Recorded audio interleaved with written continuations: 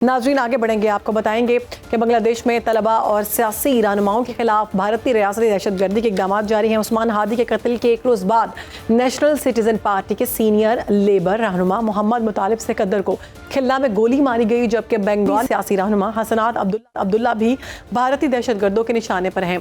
भारतीय फौज के साबिक अफसरान ने इन्हें सोशल मीडिया पर धमकियां दी हैं और शवाहिद बताते हैं कि भारत अपनी खुफिया एजेंसी रॉ के जरिए हमसाया ममालिक में दहशतगर्दाना कार्रवाइयों में मुलव्विस है, जिसकी मिसालें पाकिस्तान, कनाडा, अमेरिका, ऑस्ट्रेलिया और सिडनी हमले में सामने आ चुकी हैं। दूसरी जानिब भारत के अंदर भी तशवीश बढ़ गई है।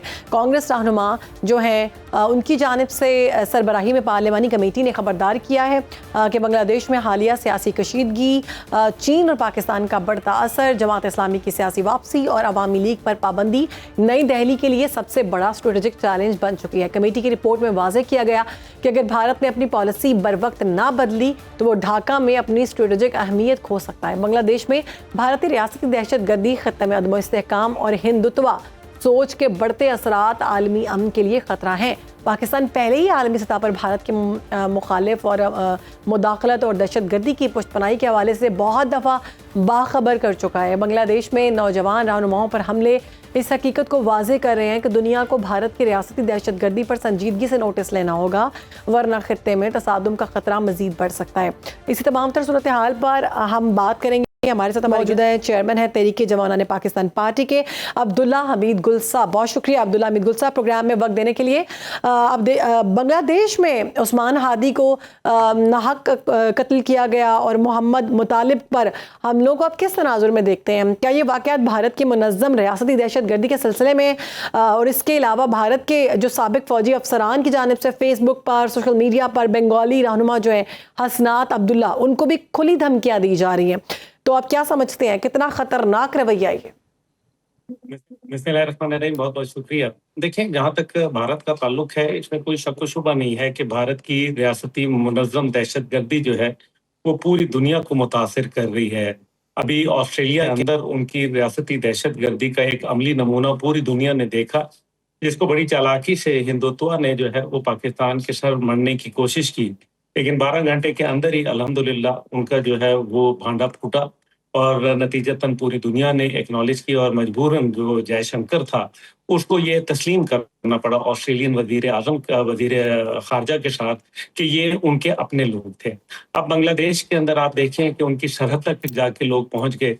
जिस किस्म का उस्मान हादी शहीद का जनाजा था उससे बड़ा वाज़ेह नजर आ गया। पहले उसको ये कहा गया कि नहीं जी, ये तो कोई सिर्फ शायद कुछ लोगों ने की जानिब से जो है भड़काए गए लोग हैं, लेकिन पूरे बांग्लादेश के अंदर लोगों ने उनका नमाज जनाजा, मेरे ख्याल में पूरी दुनिया ने देखा कि किस तरह से ढाका की गलियां जो थी वो भर गईं। कोई गली, कोई चौराहा, कोई कूचा जो था उसमें अवाम का एक जम्मे गफीर था कि खत्म होने का नाम नहीं ले रहा था। अब ये तमाम बातें जो हैं, साथ ही फिर देखा गया कि किस तरीके से शेख मुजीब पे, अब वहाँ जाने का मकसद क्या था, यानी कि शेख मुजीब को जो है एक भारत का एजेंट जो है वो समझा गया और उसकी जो बेटी है हसीना वाजिद, वो आज भी भारत के अंदर मौजूद है और सबको पता है। मेरी क्योंकि कई मेरे दोस्त हैं, बंगाली हैं और बड़े बड़े अहम मनसब के ऊपर फायज हैं, और वो ये बता रहे थे कि 2026 का जो मुतवक्का इलेक्शन है, जिसकी डेट उन्होंने अनाउंस की भी है फरवरी के अंदर, उसके अंदर उनका यही कहना था कि किसी न किसी सूरत जो है हमारा ये इलेक्शन जो है खूनी करने की कोशिश की जाएगी, क्योंकि ज़ाहिर है शेख हसीना को निकालने वाले कोई और नहीं बल्कि नौजवान जैन जी थी। उन्होंने बाहर निकाला था, उसको मुल्क छोड़ने पर मजबूर कर दिया था।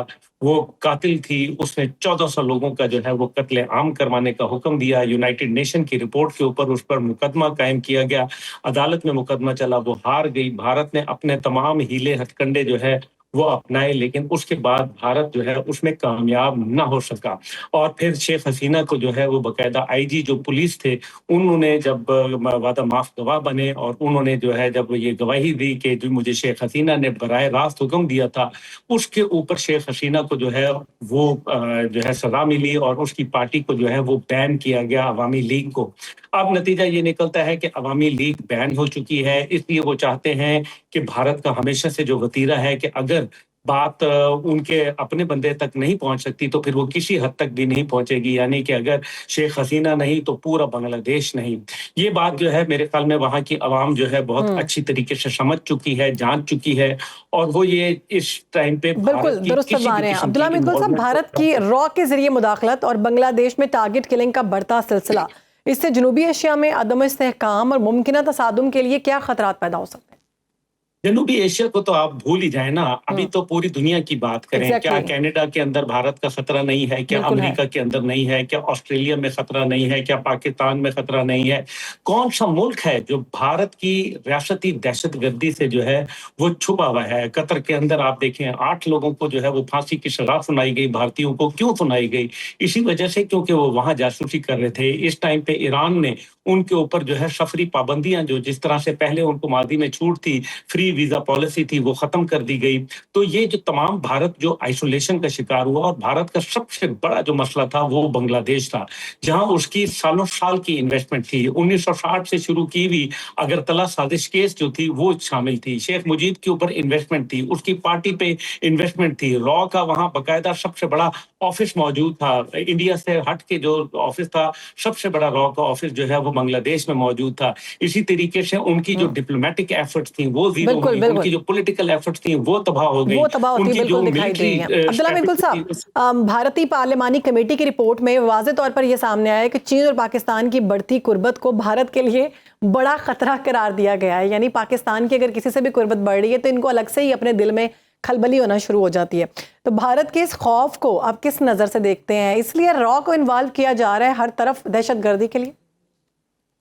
जी, जी, बिल्कुल, रॉ को तो इन्वॉल्व इसीलिए किया जा रहा है ना, दहशतगर्दी फैलाने के लिए, क्योंकि जब मामलात बराह रास्त न डील हो सकें, तो फिर उनको सबवर्जन के ज़रिए, उनको जो है वो खुफिया स्टिंग ऑपरेशंस के ज़रिए, उनको लोगों को रास्ते से हटाने के लिए, बल्कि ये देखा जाए कि अगर वो चाहते हैं कि हर सूरत में, चाहे वो खून का बाज़ार गर्म कर दें, लेकिन वो चाहते हैं कि भारत का जो इंटरेस्ट है, उसको मुकद्दम रखा जाए, चाहे इंसानियत का कत्ले-आम हो, वहाँ नौजवान नस्ल को बर्बाद किया जाए। अभी ये तो ओपन एंड शट केस है। देखिए ना, जो कातिल हैं उनके तमाम टेलीफोन नंबर जो है वो ट्रेस हुए हैं, वो भारत से जाके मिलते हैं, उनके तमाम जो इंटेलिजेंस की इब्तदाई रिपोर्ट्स हैं वो सब की सब जो है उसमें भारत की इन्वॉल्वमेंट जो है वो नजर आ रही है। और तभी जो है अवाम का एक जमे गफीर जो है भारत की सरहद के ऊपर जो है, बंगाल के जो आखिरी शहर है उसके ऊपर वहां खड़ा हुआ है, वो आगे लगा रहे हैं। उन्होंने जो है वो भारत की एम्बेसी जो है उसका जो है वो घेराव कर लिया, उसके सामने मुजाहिरा किया। लेकिन ये सारी चीजें क्या इंडिकेट कर रही हैं? ये तो अवाम का सेंटिमेंट है। इसके अंदर पाकिस्तान की कुर्बत तो कुदरती है। देखिए ना, आप पाकिस्तान का हालांकि इससे कोई लेना देना नहीं है। पाकिस्तान तो एक नजरिया है और नजरिए की फतह हो रही है। जब पाकिस्तान का अल्हम्दुलिल्लाह अल्लाह ने किया कि पाकिस्तान की जो पूरी तालीमात थी, जो कायदे-आज़म मोहम्मद अली जिन्ना रहमुल्लाह की दो कौमी नजरिया था, आज वो बांग्लादेश के अंदर जो है वो सर चढ़कर बोल रहा है। बिल्कुल नजरिए की फतह हो रही है और हम देख रहे हैं कि मार्का के बाद कायद वैसे भी पाकिस्तान जो है पूरी दुनिया में सरबलंद है और हर तरफ पाकिस्तान का जो मौक़िफ़ है वो क्लियर, वाज़े और खुद ही सामने आ रहा है कि भारत पूरी दुनिया में कितनी दहशतगर्दी करवा रहा है। बहुत शुक्रिया, हमारे साथ मौजूद थे अब्दुल्ला हमीद गुल साहब, इस सारे मामले पर गुफ्तगू कर रहे थे।